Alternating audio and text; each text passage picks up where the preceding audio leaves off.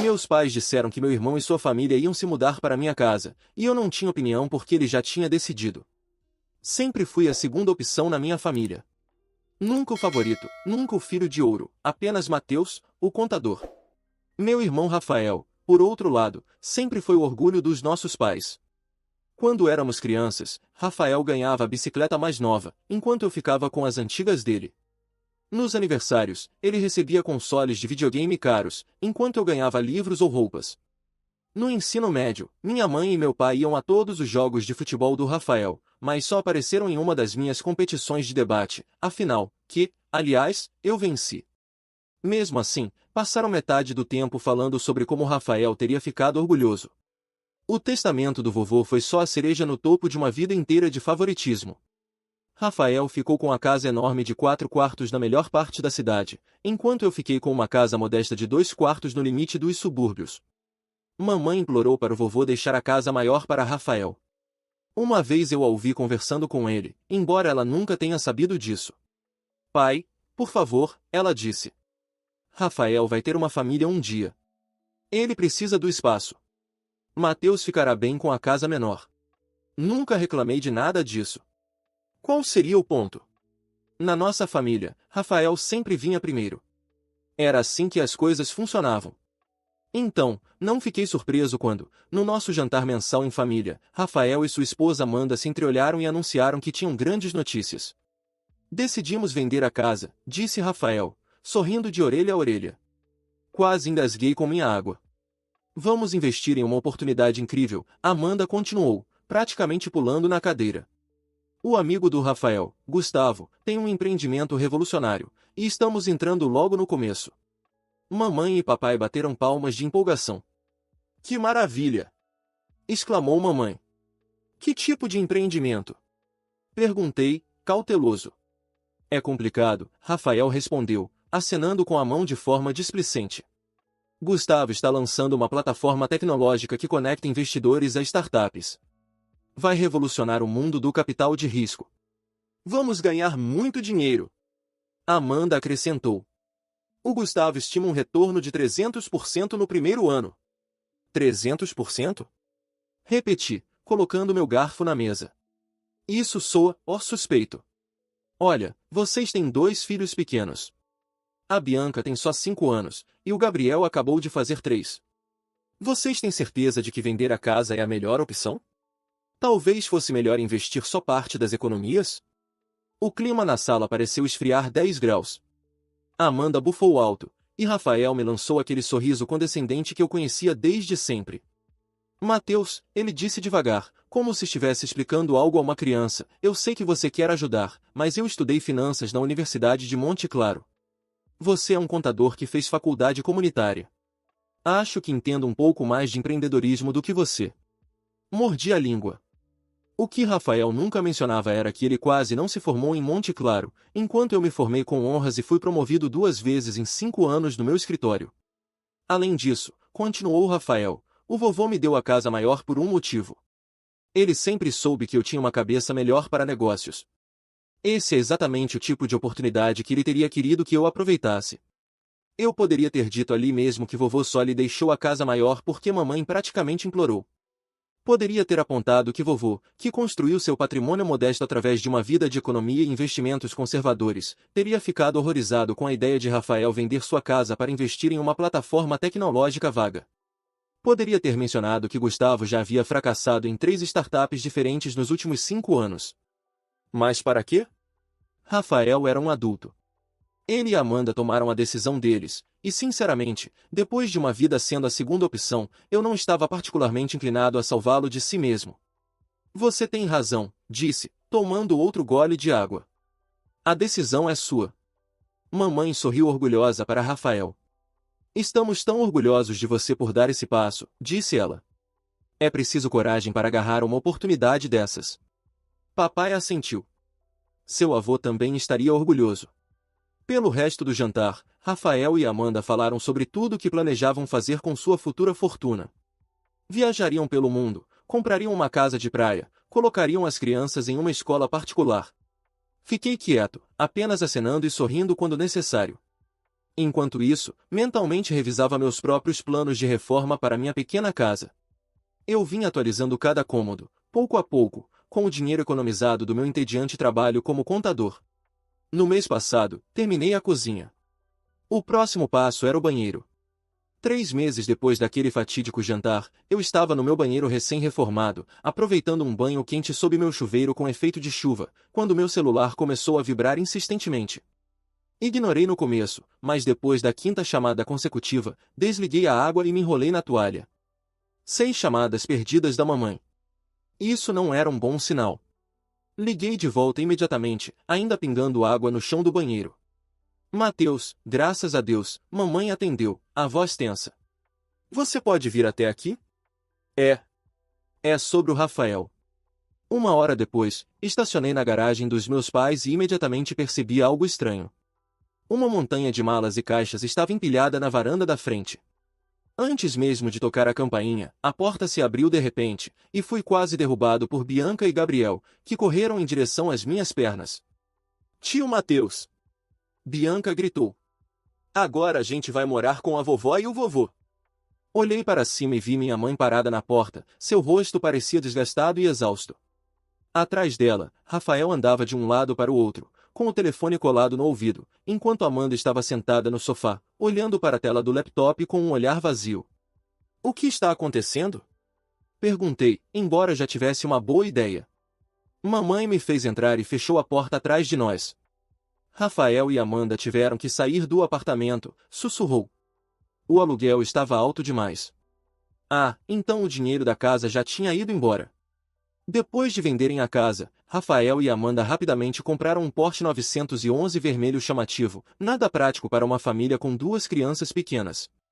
Em seguida, alugaram um apartamento de luxo no centro da cidade, e Rafael largou seu emprego estável no banco para se concentrar no investimento. Eles despejaram cerca de $500 mil no projeto de Gustavo e gastaram os $100 mil restantes no carro e em uma viagem extravagante para as Maldivas, deixando as crianças com meus pais por 3 semanas. Gustavo disse que o primeiro trimestre sempre é mais lento, disse Rafael em voz alta, encerrando sua ligação. Ele forçou um sorriso. Mas as coisas vão melhorar a qualquer momento. Fui até a cozinha pegar um copo de água e meu pai veio atrás de mim. Quão ruim está a situação? Perguntei em voz baixa. Meu pai suspirou, passando a mão pelos cabelos ralos. Eles queimaram tudo. O aluguel do apartamento era de $4 mil por mês. O pagamento do carro somava mais $1.500. Eles não conseguiram manter as contas em dia. E o investimento? A expressão do meu pai escureceu. Gustavo continua dizendo que estão prestes a ter um grande avanço, ele balançou a cabeça. Mas eu tenho um pressentimento ruim sobre isso. Nas semanas seguintes, observei de longe enquanto Rafael se desesperava para encontrar trabalho. No fim, conseguiu um emprego em uma concessionária de carros, um grande rebaixamento comparado ao cargo que tinha no banco, mas pelo menos era alguma coisa. Enquanto isso, Amanda tentava manter as aparências, postando fotos bem escolhidas nas redes sociais para fingir que tudo estava perfeito. Mas as coisas estavam longe de estarem bem. A casa modesta dos meus pais não foi feita para abrigar 6 pessoas. Uma noite, minha mãe me ligou, soando exausta. Mateus, querido, eu odeio te pedir isso, mas, ela hesitou. Estamos com dificuldades para comprar comida com tantas bocas para alimentar, sabe? Eu já sabia o que viria a seguir. Quanto você precisa, mãe? Oh, qualquer coisa ajudaria, respondeu rapidamente. Estamos só um pouco apertados este mês. Prometi transferir o dinheiro imediatamente e decidi enviar $600. O suficiente para ajudar, mas sem comprometer meu orçamento. Quando informei o valor, ela agradeceu efusivamente, mas pude ouvir a decepção sutil em sua voz. Claramente, ela esperava mais. No mês seguinte, recebi outra ligação. E depois mais uma. A transferência de $600 virou um compromisso mensal. Eu não me importava em ajudar, mas não pude deixar de notar que, apesar de todas as dificuldades financeiras, Rafael e Amanda ainda mantinham o Porsche. Prioridades, eu acho. Uma noite, fui ao aniversário da minha prima Beatriz. Achei que seria um alívio da tensão familiar, mas me enganei. Minha tia Patrícia me encurralou perto da mesa de sobremesas. Mateus, querido, ela sussurrou, olhando ao redor para se certificar de que ninguém estava ouvindo. Como você está lidando com toda essa situação do Rafael? Dei de ombros. Só estou tentando ajudar como posso. Tia Patrícia se aproximou ainda mais. Bem, você precisa saber que seus pais estão no limite. Eles amam o Rafael, claro, mas ter toda a família dele morando lá está pesando muito. Ela tomou um gole do vinho e baixou a voz. E entre nós dois, eles têm um plano para resolver isso. Uma sensação estranha se instalou no meu estômago. Que tipo de plano? Eles querem que Rafael e a família se mudem para sua casa. Meu prato quase caiu das minhas mãos. O quê? Sua mãe acha que faz todo sentido, já que você mora sozinho em uma casa de 2 quartos. Fiquei parado, chocado, enquanto tia Patrícia apertava meu braço em um gesto de simpatia. Achei que você deveria saber. Não parecia certo que eles estivessem planejando isso pelas suas costas. A festa seguiu ao meu redor, mas eu mal conseguia prestar atenção. Tudo o que eu conseguia pensar era na audácia dessa situação. Eles não estavam apenas planejando me pedir para acolher Rafael e sua família. Eles queriam me empurrar para fora da minha própria casa. Dirigindo para casa naquela noite, minha mente estava acelerada. Eu sabia exatamente o que viria a seguir. As tentativas de me fazer sentir culpado. A pressão da família. O famoso é só por um tempo, que de alguma forma se tornaria definitivo. E uma vez que Rafael e sua família se instalassem, eu seria o responsável por pagar as contas, limpar a bagunça deles e, eventualmente, abrir mão do meu próprio espaço. Não. Não dessa vez. Não ia deixar que me usassem de novo. Quando cheguei em casa, servi uma taça de vinho e me sentei à mesa da cozinha, pensando. Quando terminei de beber, eu já tinha um plano. Na manhã seguinte, entrei sem avisar na sala do meu chefe, Daniel. Ele levantou os olhos do computador, surpreso. Mateus, está tudo bem? Não perdi tempo com rodeios. Aquela vaga na filial de Porto Alegre ainda está aberta? Daniel se recostou na cadeira, me estudando. Essa é uma posição sênior, Mateus. Exige mais responsabilidades. Um novo ambiente. Uma grande mudança. Estou preparado para isso. Respondi com convicção. Já estou nessa empresa há 5 anos. Sempre superei minhas metas. Minhas avaliações de desempenho são impecáveis. Tenho todas as qualificações necessárias. Daniel assentiu, pensativo. Bom, eu não queria te perder aqui, mas, ele sorriu. Você seria uma ótima escolha para essa vaga. Vou fazer algumas ligações. Ele fez uma pausa. O cargo começa em 4 semanas. Isso te dá tempo suficiente para organizar tudo? Perfeito, respondi, já calculando mentalmente meus próximos passos. Assim que saí do escritório de Daniel, liguei para minha amiga Jana, que trabalhava como corretora de imóveis. Preciso vender minha casa o mais rápido possível, fui direto ao ponto. Bom, sua casa fica em um ótimo bairro, e você fez reformas incríveis. Ela refletiu por um instante. Se colocarmos um preço competitivo, podemos ter ofertas em menos de uma semana. Mas Mateus, você tem certeza disso? Nunca tive tanta certeza de nada na minha vida, afirmei sem hesitação. Os 2 próximos semanas foram uma correria. Jana fez seu trabalho brilhantemente, em apenas 5 dias, recebemos 3 ofertas concorrentes. Aceitei a mais alta, $285 mil. $45 mil a mais do que paguei quando comprei a casa há 4 anos atrás. Nada mal para um imóvel pequeno. Enquanto isso, comecei a pesquisar apartamentos em Porto Alegre, priorizando áreas próximas à filial da empresa. O mercado imobiliário era mais acessível lá do que na minha cidade atual, e encontrei um belo apartamento de 1 quarto em um prédio moderno, com academia e terraço na cobertura, por $220 mil. Fiz uma oferta imediatamente e iniciei o processo de compra. Durante todo esse tempo, não contei nada para minha família. Minha mãe me ligou 2 vezes.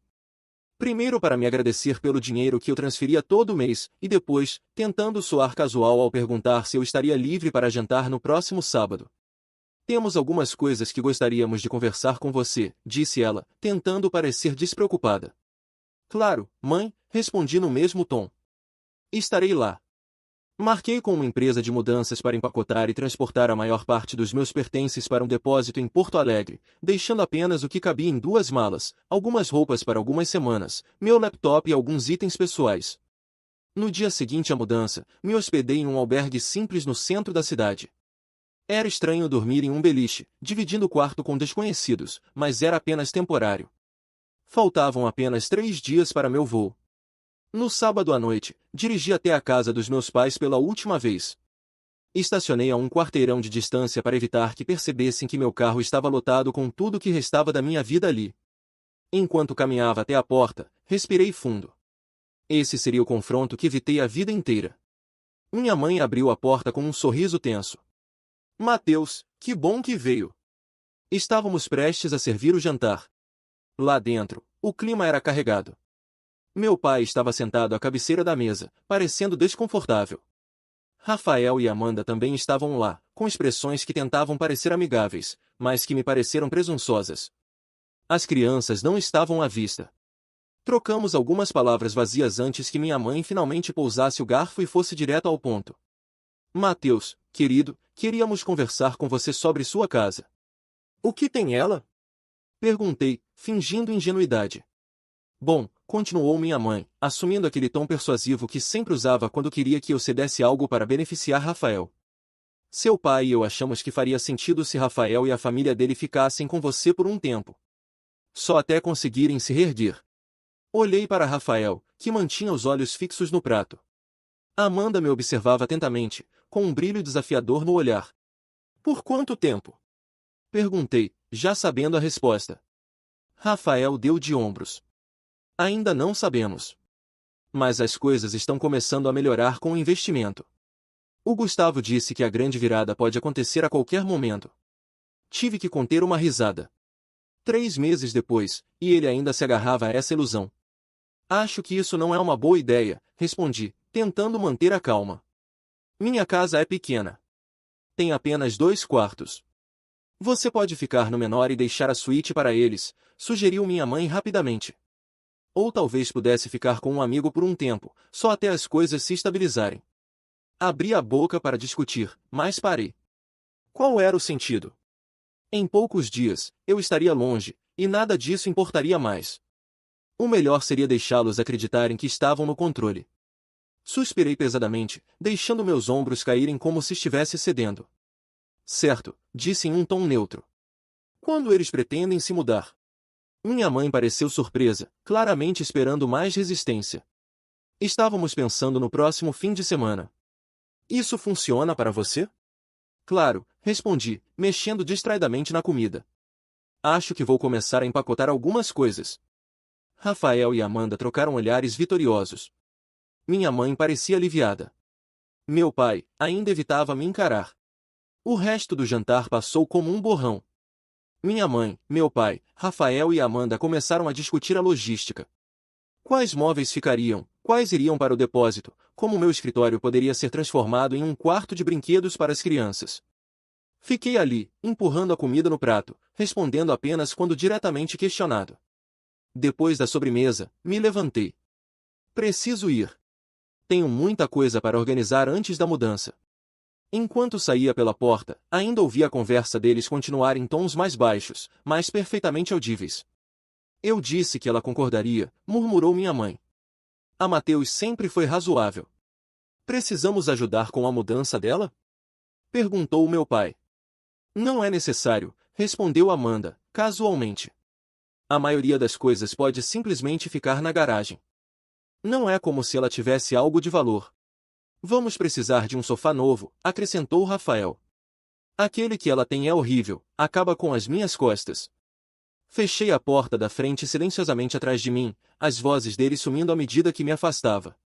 Já haviam me apagado da equação, já planejavam ocupar meu espaço, substituir minhas coisas pelas deles, como se eu nunca tivesse estado lá. Mas mal sabiam eles que não havia nada ali para tomarem.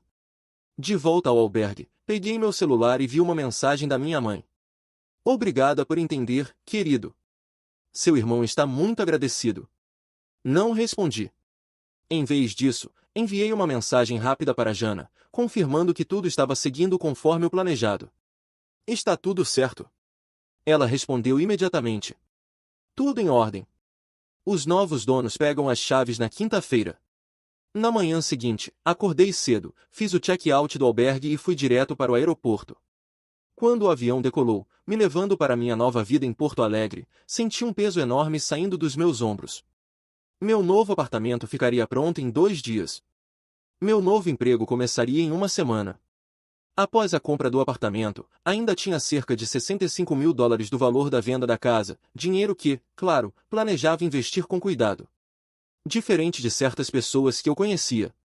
Minha primeira semana em Porto Alegre passou como um borrão agradável. Me instalei no meu novo apartamento, um moderno loft de 1 quarto, com janelas enormes do chão ao teto e uma vista incrível da cidade. O bairro era vibrante, cheio de cafés e pequenas lojas. Meu novo emprego veio com uma sala própria e um aumento de 15% no salário. Tudo estava saindo exatamente como planejado. Até a noite de quinta-feira. Exatamente 1 semana depois de eu ter deixado minha antiga cidade. Eu estava desempacotando as últimas caixas da cozinha quando meu celular começou a explodir de notificações. 27 chamadas perdidas em apenas 2 horas. 15 da minha mãe, 8 do meu pai e 4 do Rafael, além de dezenas de mensagens de texto, cada uma mais desesperada que a anterior.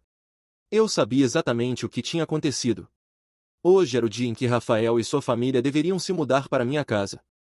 Eu conseguia visualizar a cena perfeitamente. Rafael chegando com um caminhão alugado, cheio de móveis e caixas. Tocando a campainha.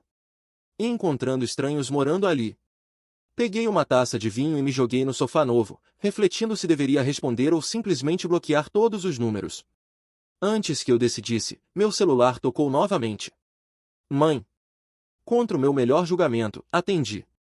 Matheus Eduardo Ferreira. A voz da minha mãe foi tão alta que tive que afastar o telefone do ouvido. O que foi que você fez? Oi pra você também, mãe, respondi calmamente, tomando um gole de vinho. Não se faça de inocente. Ela praticamente gritava. O Rafael acabou de chegar na sua casa com o caminhão de mudança e tem outra família morando lá. Eles disseram que compraram a casa há 2 semanas. Isso mesmo, confirmei. Os Anderson. Um casal muito simpático. 2 filhos adolescentes. Eles fizeram um ótimo negócio. O silêncio do outro lado foi quase ensurdecedor. Então, ela finalmente falou. Então você vendeu sua casa sem avisar ninguém. A voz dela tremia de indignação. Como você pôde fazer algo tão desleal? Quase engasguei com o vinho. Desleal? Soltei uma risada seca. Isso vindo de alguém que planejava me expulsar da minha própria casa sem sequer perguntar? Outro silêncio. Então, em um tom muito mais contido, quase frio, ela perguntou. Onde você está, Matheus? Porto Alegre. Consegui uma promoção. Agora sou contador sênior na filial da empresa aqui. Porto Alegre. A voz dela falhou. Então você simplesmente foi embora? Sem se despedir? Sem contar nada para ninguém? Mais ou menos como vocês planejavam me tirar da minha própria casa sem perguntar primeiro. Retruquei. Isso é diferente. Insistiu ela. Somos família. Precisávamos da sua ajuda. Não, mãe. Minha paciência se esgotou. O Rafael e a Amanda precisavam de um resgate financeiro para os erros deles.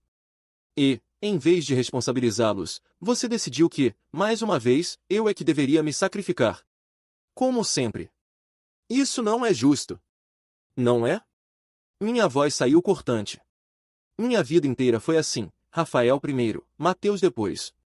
Quando precisávamos de roupas novas para a escola, Rafael ganhava as mais caras. Quando tínhamos eventos no mesmo dia, vocês iam para os dele. Quando o vovô morreu, Rafael ficou com a casa maior porque você o convenceu de que ele merecia mais.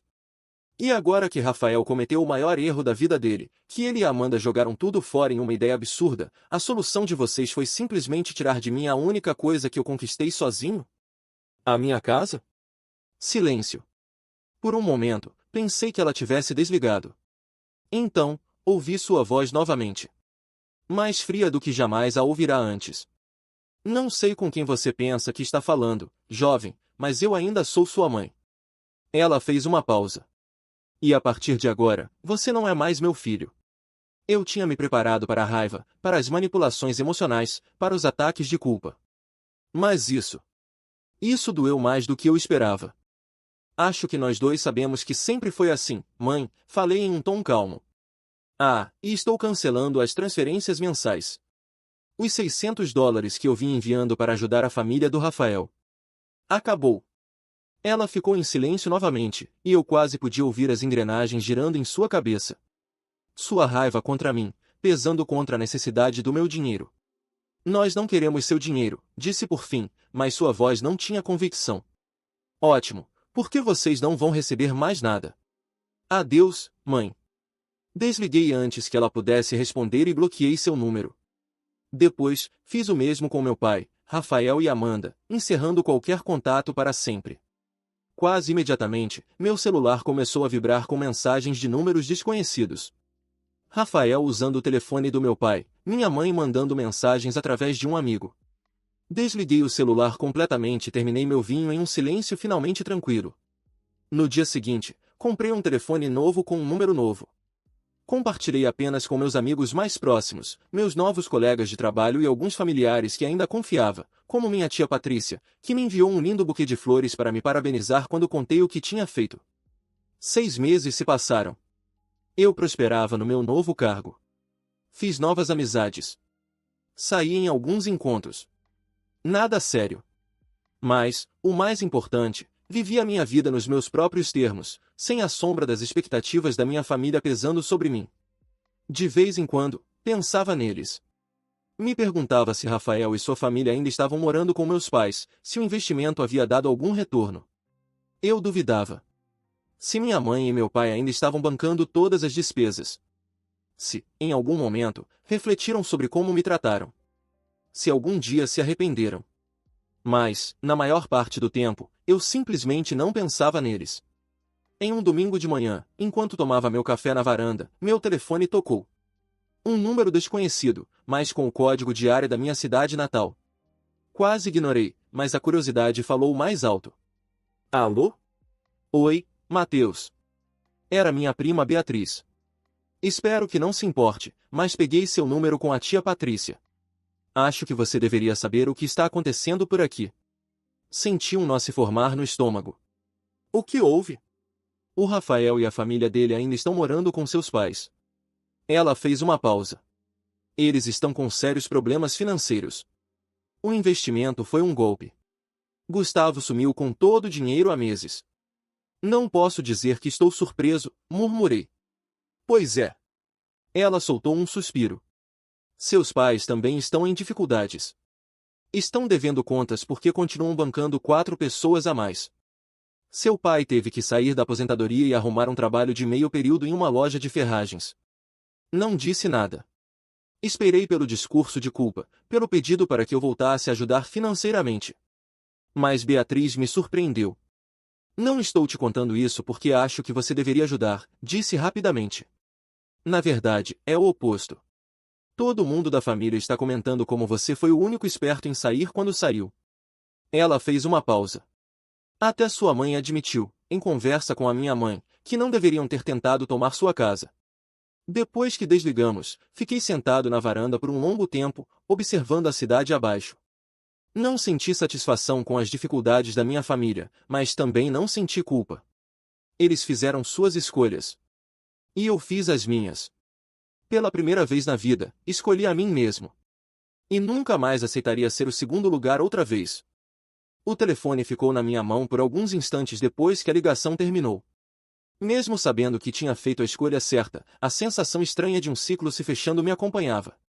Eu não sentia remorso, mas havia algo de surreal em saber que minha mãe admitiu, mesmo que em particular, que tinham cometido um erro. De certa forma, eu já sabia que isso aconteceria. Afinal, eles sempre me viram como um recurso inesgotável, a opção confiável, a pessoa que sempre poderia ser empurrada para o segundo plano porque, no final, eu cederia. Só que, dessa vez, eu não cedi. Respirei fundo e voltei para dentro do apartamento. Ainda havia trabalho para fazer. Meu novo emprego estava indo bem, minha vida estava estabilizada, e pela primeira vez em muito tempo, eu não precisava carregar o peso das necessidades de ninguém além das minhas próprias. Os meses passaram. As notícias sobre minha família começaram a se tornar cada vez mais esporádicas. Depois daquela ligação de Beatriz, não fiz esforço algum para saber mais. Se alguém mencionava minha mãe, meu pai ou Rafael, eu mudava de assunto. Eu não precisava mais dessas informações. Mas o destino tem um jeito curioso de nos trazer de volta ao passado, mesmo quando acreditamos ter deixado tudo para trás. Foi quase um ano depois da minha mudança que eu os vi novamente. Eu estava voltando de uma viagem a trabalho quando decidi fazer uma pequena parada na minha cidade natal. Não porque sentia falta, longe disso, mas porque tinha algo que eu precisava ver com meus próprios olhos. Minha antiga casa.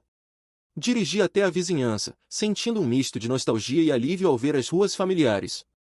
Mas quando virei a esquina e estacionei um pouco distante, minha antiga casa já não era mais minha. A fachada estava diferente, os novos moradores haviam trocado a cor das paredes, mudado o jardim. Eles tinham feito daquela casa um lar. E eu não sentia absolutamente nada por isso. Era como olhar para um capítulo de um livro que já foi fechado. Mas antes que eu pudesse sair dali, vi alguém atravessando a rua mais à frente. Minha mãe. Ela parecia desgastada.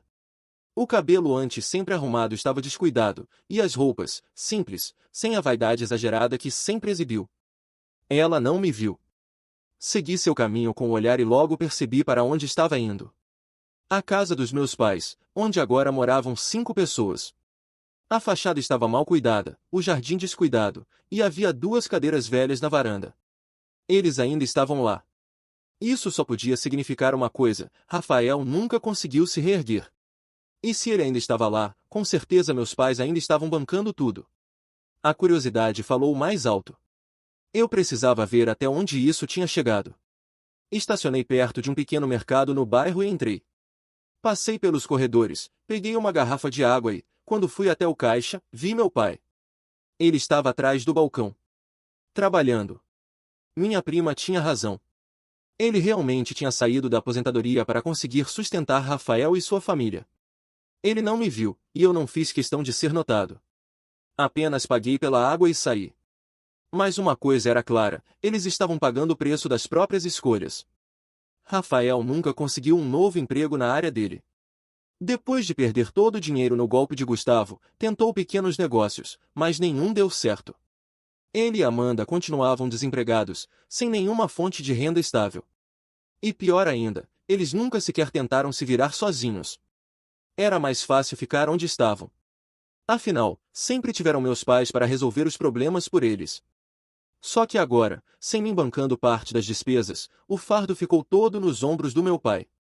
Minha mãe, antes sempre tão preocupada com aparências, agora não tinha mais tempo para isso. Ela passava os dias resolvendo as contas da casa, tentando equilibrar um orçamento que nunca fechava. Meu pai, já cansado da vida, agora estava de volta ao trabalho, empacotando compras em um mercado pequeno para conseguir pagar as contas básicas. E Rafael, o brilhante, aquele que merecia mais, o filho favorito, continuava sem fazer nada. Ele vivia exatamente do jeito que minha mãe planejou que eu vivesse. Dependente. Preso. A diferença era que eu tinha escolhido sair. Não senti pena. Não senti vontade de me aproximar ou de perguntar como estavam. Afinal, isso não era mais problema meu. Saí da cidade sem falar com ninguém e voltei para minha vida, minha casa, meu trabalho e tudo que conquistei sozinho. Hoje, passados 3 anos desde minha partida, não tive mais contato com nenhum deles. Sei, através de Beatriz, que minha mãe e meu pai nunca conseguiram pagar todas as dívidas que se acumularam com o tempo. A casa onde moram agora está praticamente caindo aos pedaços. Meu pai, exausto, teve que parar de trabalhar por problemas de saúde. Minha mãe, sem outra opção, teve que admitir que nunca deveria ter feito de Rafael sua prioridade absoluta. Mas o mais irônico de tudo é que, mesmo agora, Rafael e Amanda ainda não saíram de lá.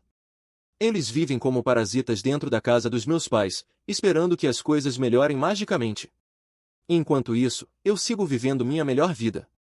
Meu trabalho me trouxe novas oportunidades. Meu círculo de amizades cresceu.